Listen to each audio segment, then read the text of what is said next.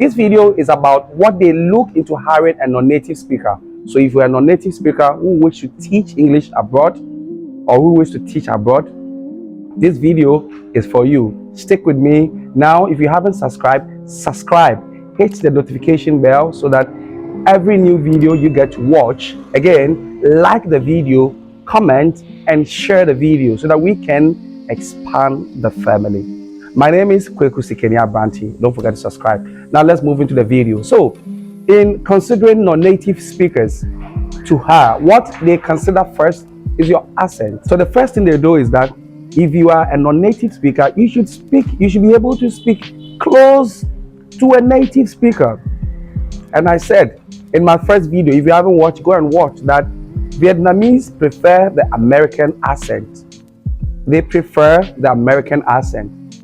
Yes, but if you can speak like the Brit is also okay, but they prefer, by way of information, I'm telling you that they prefer the American accent. So that's the first thing. People or somebody who can speak close to a native speaker, they will look at this before hiring you as a non-native speaker.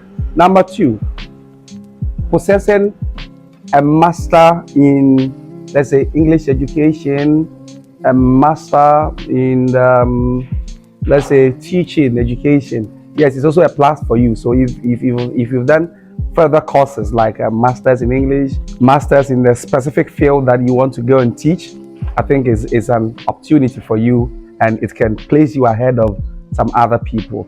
Now, number three is people who have IELTS, IELTS, IELTS. So if you have an IELTS certificate, if you have a band like IELTS band like 9.0 or 8.0 or more, I think it's very good. Now, some of the schools and some of the centers have started teaching IELTS, and so if you have IELTS as a non-native speaker, I think it will boost your chances of getting to work with a school in Vietnam. I don't have IELTS, but those who have are doing very well.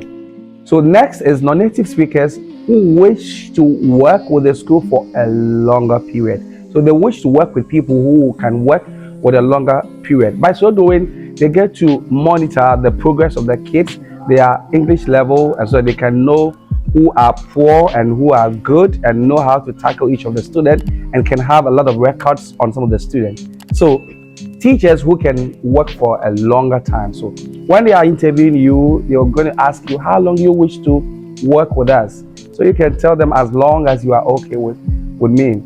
So when they get a sense that you can work with them for a long time, they'll work with you. But if they get to realize that you want to work for, let's say, a year or let's say some months and leave, and one of the reasons is that most of the native speakers, they don't work for a very long time. So they work in a school for like the longest, just a year, 1 year, and they are off. And so they wish to hire a non-native speaker who is good and who can work for a longer period.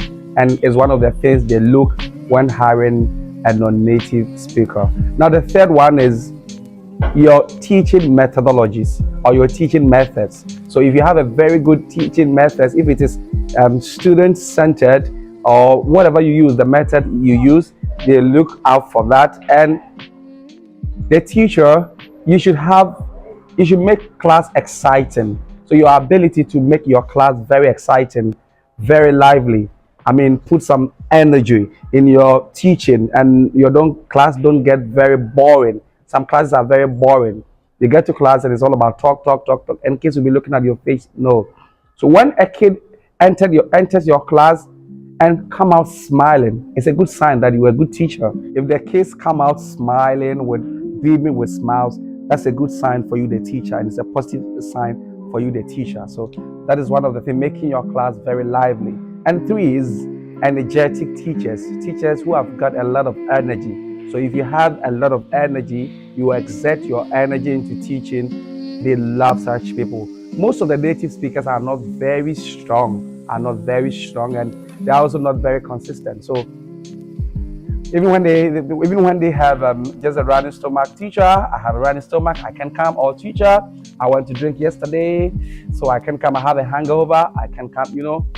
Non-native teachers are not like that, Yes, and so strong teachers, they consider that. Now the next point is teachers who like to smile.